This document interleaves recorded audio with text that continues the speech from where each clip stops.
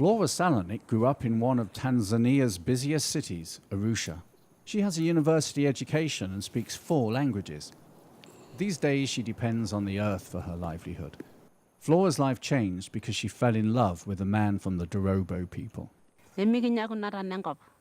About 10 years ago, I met this man. We fell in love and got married. We met in Tana, got talking, and started dating.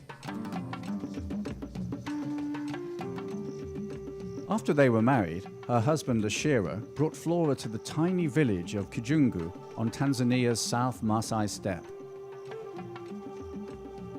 A 4-day journey on foot from Arusha, it's one of the most remote places in Tanzania.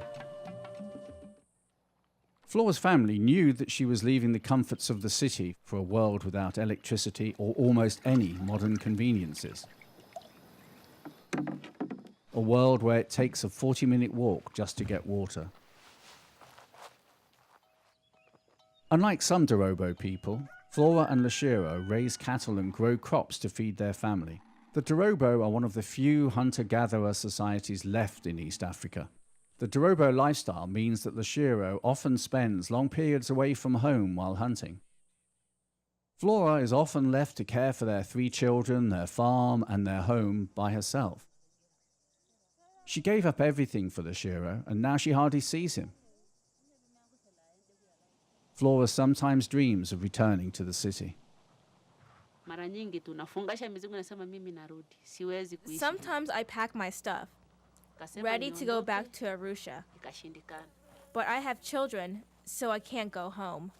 Many years have gone by since Flora moved to the village. There's no telephone or postal delivery, so she hasn't been able to communicate with her family since she came. It's difficult to stop thinking about the past. Sometimes she thinks about the way her life could have been. She also thinks about what she would have done in the city. But what can she do now? She can take her children to live in the city and leave Lashiro in the village, or she can forget about her old life. Her husband knows nothing about the difficult choice that his wife must make. Flora feels restless and decides to visit her hometown of Arusha. She begins the 4-day walk early the next morning, but doesn't dare to look back at her children. It's painful for her to leave them, but her neighbors will take care of them while she figures out their future. Arusha is the center of Tanzania's tourist and safari business. This is where Flora was born, attended school, had her first job, and met her first boyfriend. Since she's been away for so long, the busy streets are unfamiliar to Flora. They're so different from Kijungu. As she walks towards her childhood home, Flora isn't certain if her mother still lives in the same house, or even if she's still alive.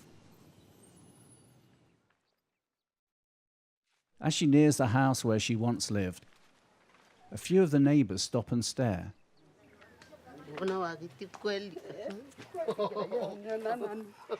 It's an emotional reunion.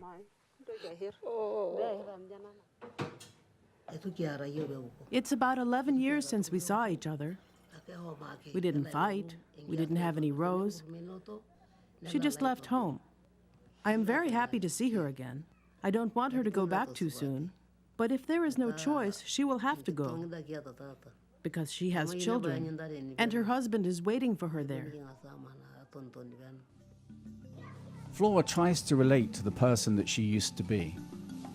As she sits in the school that she went to as a girl, she wonders, should she bring her children to Arusha or return to her life in Kijungu? Whatever she decides, something will be lost. Finally, Flora makes her decision. She goes back to Kijungu. I really want to come back to Kijungu. I feel Dorobo.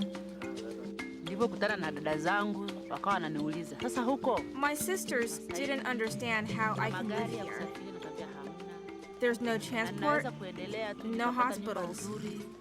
But I am happy here. Because of the land, I want to live here.